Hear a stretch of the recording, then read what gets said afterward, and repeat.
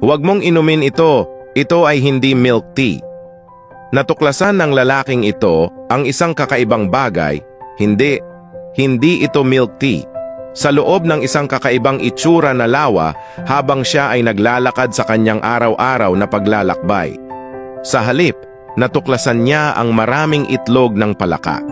Kinuha niya ang isang garapon na puno ng itlog ng palaka at dinala ito sa kanyang tahanan, puno ng sigasig at isang magandang ideya.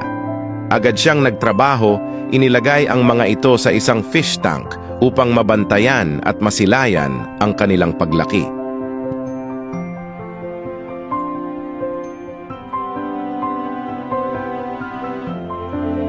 Bumibisita siya sa progreso araw-araw at natuklasan na walang nagbago ang himala ng buhay.